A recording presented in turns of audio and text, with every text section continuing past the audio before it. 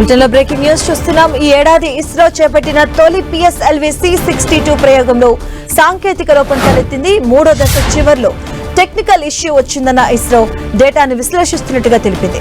ఇక నాలుగో దశ ప్రారంభంలోనే శాటిలైట్ కి సంబంధాలు తెగిపోయాయి. నిజానికి 18 నిమిషాల్లో ప్రయోగం పూర్తి కావాల్సిందే.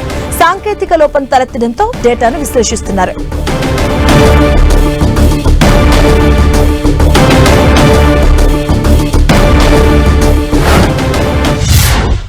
A 4-stage vehicle with 2 solid stages and 2 liquid stages.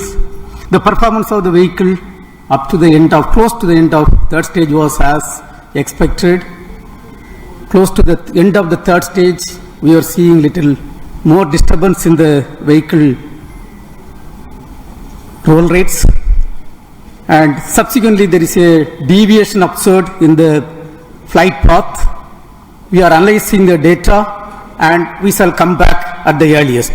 Thank you. चरण विकास इंजन का प्रयोग करते हुए ఇక ఈ ఏడాది ఇస్రో చేపట్టినటువంటి తొలి PSLV C-62 ప్రయోగంలో సాంకేతిక లోపం తలెత్తింది. దీనికి సంబంధించిన పూర్తి అప్డేట్స్ మా కరెస్పాండెంట్ దేవకుమార్ అందిస్తారు. దేవకుమార్,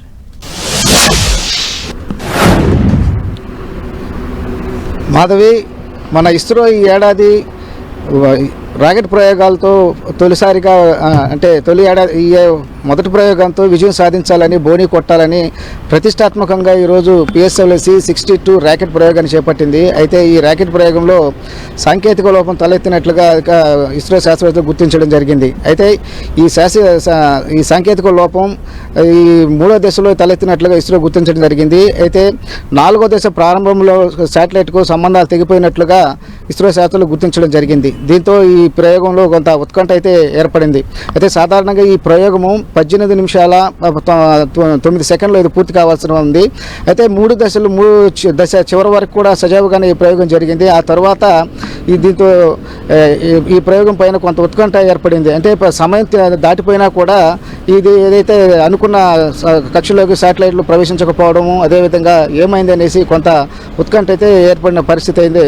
దీంతో ఇస్రో శాస్త్రవేత్తలు ఆ డేటాను అనలైజ్ చేశారు. చేసిన తర్వాత దీంతో సాంకేతిక లోపం మూడో దశలో తలెత్తడం, చివరిలో అదేవిధంగా నాలుగో దశలో దీంతో శాటిలైట్తో సంబంధాలు తెగిపోవడం గుర్తించడం జరిగింది. గుర్తించిన తర్వాత ఇప్పటికే ఇస్రో చైర్మన్ నారాయణ కొద్దిసేపటి క్రితం మాట్లాడడం కూడా జరిగింది. డేటాను అనలైజ్ చేస్తున్నాం, త్వరలో వివరాలు కూడా తెలపుతామని కూడా ఆయన చెప్పడం జరిగింది.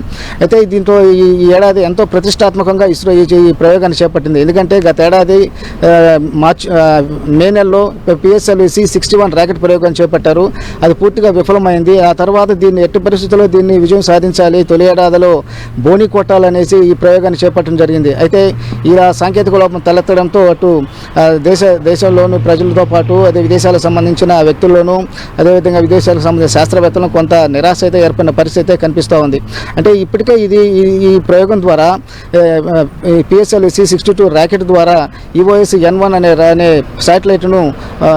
శాటిలైట్ను ప్రతిష్టాత్మకంగా మన DRDO రూపొందించింది. దీన్ని కక్షలోకి ప్రవేశపెట్టాలని చెప్పేసి కూడా దీన్ని 1485 కేజీల బరువున్న ఈ శాటిలైట్ రూపొందించడం జరిగింది. ఇది కానీ సక్సెస్ అయి ఉంటే మన దేశానికి సంబంధించి ఇది భూపరిశీలన ఉపగ్రహం కాబట్టి దేశ రక్షణ అవసరాలకు కూడా ఇది ఉపయోగపడే అత్యంత శక్తివంతమైన శాటిలైట్ కూడా.